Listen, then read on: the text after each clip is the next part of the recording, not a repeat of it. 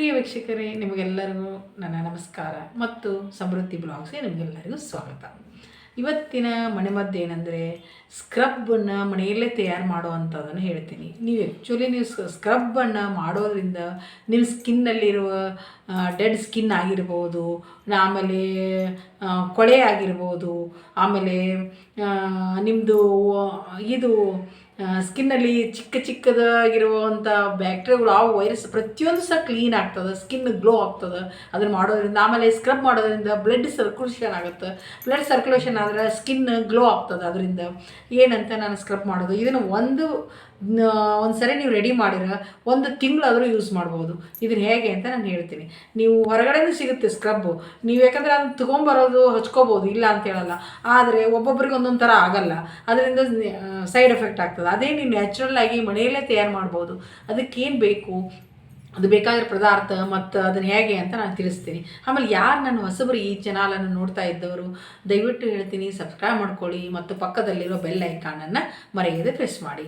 ಈಗ ಸ್ಕ್ರಬ್ ಹೇಗೆ ಮಾಡೋದು ಅಂತ ನಾನು ತಿಳಿಸ್ತೀನಿ. ಫಸ್ಟ್ ಒಂದು ಕಪ್ಪಲ್ಲಿ 1 ಟೀ ಸ್ಪೂನಷ್ಟು ಕಾಫಿ ಪುಡಿ ಹಾಕ್ಕೊಳ್ಳಿ. ಆಮೇಲೆ 1 ಟೀ ಸ್ಪೂನಷ್ಟು ಶುಗರನ್ನು ಹಾಕ್ಕೊಂಡು ಅದಕ್ಕೆ 1 ಟೀ ಸ್ಪೂನಷ್ಟು ಬಾಡಿ ವಾಶ್ ಇರುತ್ತಲ್ಲ ಅದನ್ನು ಹಾಕ್ಕೊಳ್ಳಿ. ಆಮೇಲೆ 1 ಟೀ ಸ್ಪೂನಷ್ಟು ಜೇನುತುಪ್ಪ, ಇವು 4 ನೀಟಾಗಿ ಕಲಿಸ್ಕೊಂಡು ಆದಮೇಲೆ ಇದನ್ನು ಒಂದು ಬಾಕ್ಸಲ್ಲಿ ನೀವು ತೆಗೆದಿಟ್ಕೋಬೋದು. ಒಂದು ಚಿಕ್ಕ ಬಾಕ್ಸಲ್ಲಿ ಕ್ಲೋಸ್ ಮಾಡಿ ತೆಗೆದಿಟ್ಬೋದು. ನಿಮ್ಗೆ ಯಾವಾಗ ಸ್ಕ್ರಬ್ ಮಾಡ್ಬೇಕು ಅನಿಸ್ತದೆ ಆವಾಗ ಅದನ್ನು ತೊಗೊಂಡು ಮುಖಕ್ಕೆ ಹಚ್ಕೊಂಡು ನೀಟಾಗಿ ನಿಧಾನಾಗಿ ಸ್ಕ್ರಬ್ ಮಾಡ್ಬೋದು. ಈ ಸಕ್ಕರೆಯಿಂದ ಒಂದು ಸ್ವಲ್ಪ ಚಿಕ್ಕದಾಗಿ ಸಕ್ಕರೆಯಲ್ಲಿ ಅದು ಹೊರಟಿರ್ತಾರಲ್ಲ, ಅದರಿಂದನೂ ಸಹ ನಿಮ್ಮದು ಸ್ಕ್ರಬ್ಬರ್ ಥರ ಫೀಲಿಂಗ್ ಆಗ್ತದೆ. ಆಮೇಲೆ ಡೆಡ್ ಸ್ಕಿನ್ನು ಫುಲ್ ರಿಮೂವ್ ಆಗ್ತದೆ. ಆಮೇಲೆ ನಿಮ್ಮ ಸ್ಕಿನ್ನು ಸಹ ಗ್ಲೋ ಆಗ್ತದೆ.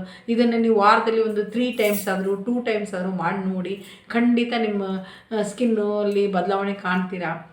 ಇದನ್ನು ಉಪಯೋಗ ಮಾಡ್ತೀರಾ ಅಂತ ನಾನು ನಂಬಿದ್ದೀನಿ. ಮತ್ತೆ ಮುಂದಿನ ವಿಡಿಯೋದಲ್ಲಿ ಇದೇ ಥರ ಉಪಯುಕ್ತ ಮಾಹಿತಿಯನ್ನು ನಾನು ತಿಳಿಸ್ತೀನಿ.